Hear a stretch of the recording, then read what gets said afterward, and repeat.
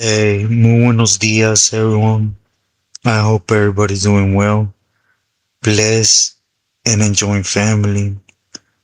And as always, muchísimas gracias to everyone for you guys' words, prayers, and your amazing support.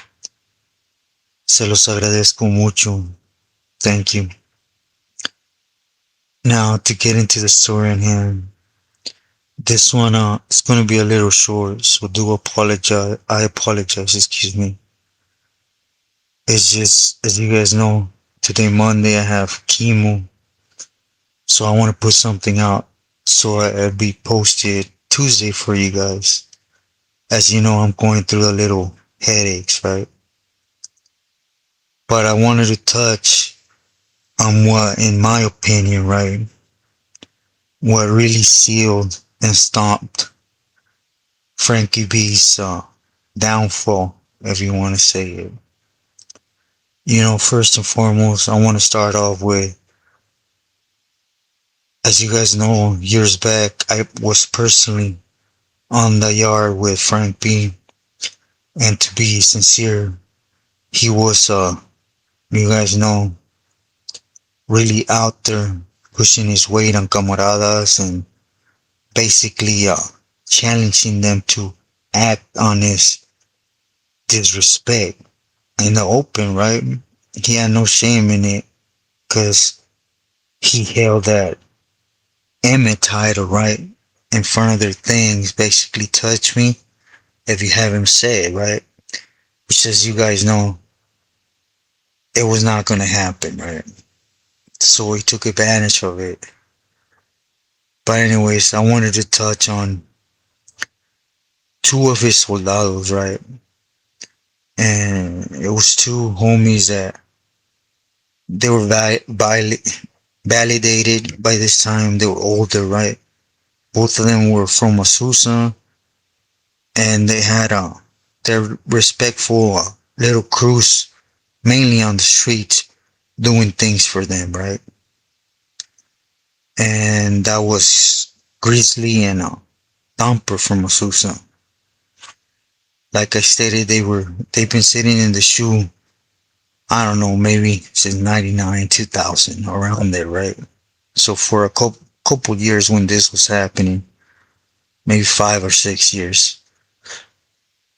And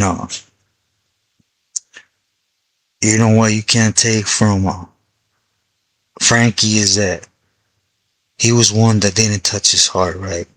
He just straight up did things and said it was because he was Frank B.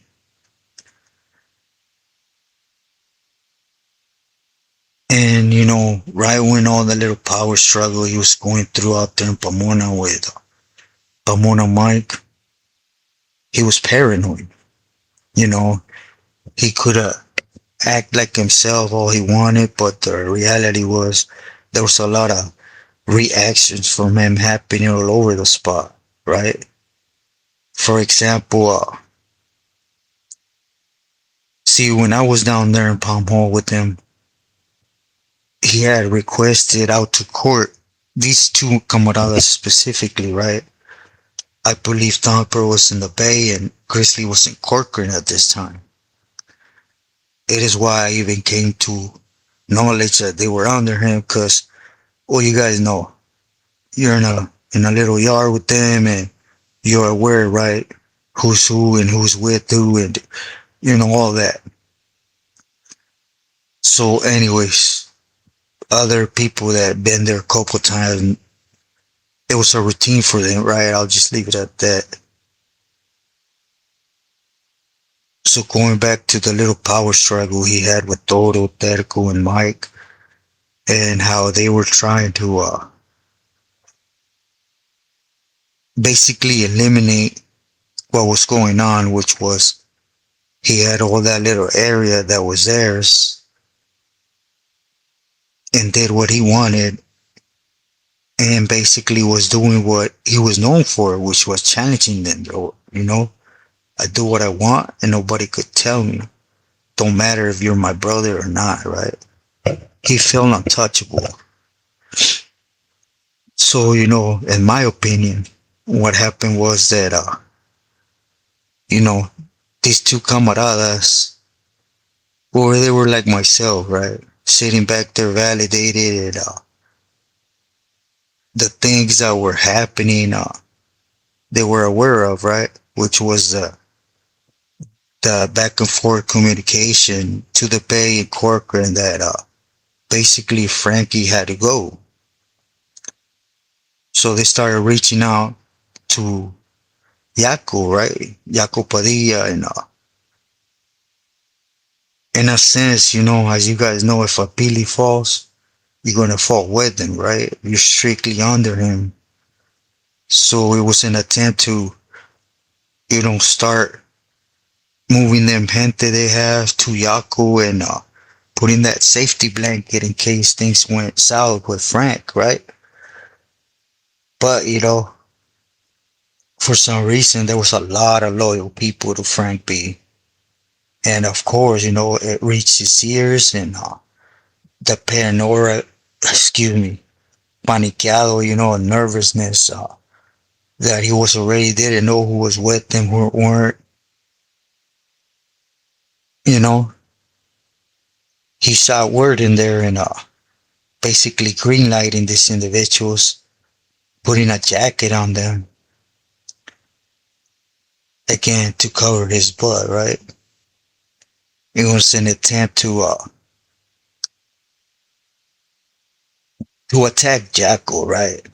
And at the same time, Jocko Padilla was when everything was flaring up with him when it came to the power struggle he was about to go through it in the next month or so, right? So of course, it came in a big fashion that later on it worked against Jocko Padilla, which was him supporting Frank B. Basically him and Shotgun were the ones that put that I'm a peel out, that Thumper and Grizzly, they had to go. So since it was a routine thing, them getting pulled out to court, Yago played them out of pocket, and basically told them to go out there, and since they knew the territory, to go ahead and start aligning some things, right? But it was just an okie doke. It was basically a favor Frank B had asked them directly, basically telling them, I want to help you with what's going on out here. You support me with. The bottom line is Jocko aligned himself with Frank B because of his reach, right? In the same area where he was foreseeing a power struggle. So he was trying to cover his end, right? With someone on the street that had that reach to back his lady and his lady's carnal. So we sent them on that mission to Palm Hall, and they were waiting for them. It came from both angles. Jocko and Frank B told him to go ahead and hit him, but to make sure they try to take their life. He didn't want nobody to go in there and do that little sidestepping hits. These people had to be put as an example. So, it went down to the dot. After serving them for so many years, I believe these camaradas got busted for Frank B and representing them or doing something for him to honor his image, like in 97, 96, 97, if I'm not mistaken, right? And just later on, he felt there were going to be a problem just because he's nervous of what the things he's doing. So they have to go. And here's another Billy that he's from their neighborhood and they're explaining things and telling them we got a little crew of don't know how many out there in his city that, we want to come with you and get out before the plane crashes, right? With your brother here. And because it was no secret, right? how Daryl, Toto, and many more were speaking about Frank B. So it was going to eventually hit the fan, right? No matter how much use Frank B had, he could again he can't go against everyone, right? So what does Jocko does? He sees some mean to help himself in the dispense of two camaradas from his street neighborhood. Good solid campoleros that been there doing that for a lot, right? For a lot of years. And that kept it solid. They just didn't want to fall with a Billy that was power hungry, really. So they reached out to his big homie, their big homie, right? And of course, Yago dragged them along, but instead of keeping it solid with him, he saw what was convenient for himself. So he got a Frank B. Eh, they fixed a plan to go ahead and make a point of them. You know, because at the end of the day, nothing you do is going to be worth it for them to think of a camarada before their needs, before for what's convenient for them. So anyway, they went out and they got dealt with. They didn't take their life, but they got dealt with. And afterwards, well, you guys know the go around. You know, they basically had to decide to come back out and get hit because they had hard candy from two Pilis, right? Because even though they take a Pili and his soldados when it goes, right? See, because Frank B never went no good. It was just a power move that got him taken out. So the people he put on the green light list maintained in the green light list. As you guys know, a lot of factors came into play to Jocko Padilla's locking it up. One, that he was scared, you know. He was a scared man that was doing a lot of crazy things, as I would soon touch a little deeper on him and his actions that I was aware of, right? That, in my belief, was why he decided to tuck tail and say, I need to go. But one of them was definitely this right here, right?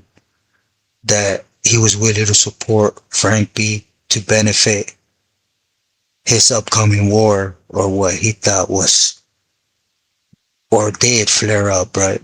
With Cisco and Perico. But I will touch on that soon. I just wanted to touch in on you guys, or put this out so my niece can put it out tomorrow, Tuesday. You know, while I'm able to hopefully get over it of this in the next 2-3 days. As usual, you know, I'm going up in there from struggling with pain, so I don't know how I'm going to react again, but I go in there with my head high, right, with a lot of faith. And the reason I wanted to put this out there is just, you know, in a lot of my videos, there's been a lot of camaradas assume that respect, even though they tend to disrespect, right? You see, this is what happened when, like, you guys stayed or yell at me, right? I don't know what I'm talking about. They're your big homies from your neighborhood, right? See, you have a misconception. You've been misled. When they're there, they're no longer part of your neighborhood. A lot of camaradas from all angles fall because of that belief. Take those blinds off, man. Don't allow it to be misled no more. See things as what they are, not because of me and what I'm putting out. Maybe what I put out can open that for you to analyze it from different angles and take in what at the end of the day is true, you know? Because we all put different messages out but there's something there that never changes, right? And that's that raza, norteños, sureños, but I can only speak for camaradas, right? We ain't worth nothing. Take it from a person that by the time I decided to walk away, man, it was over 30 years of since the day I went into CDC and, since reception, I started working with them. Nothing you do will ever be worth anything, but their greed, their venom trumps everything, neighborhood included. So be smart. I send my love, everybody. Please stay true to yourself and love to your loved ones. Have a great day.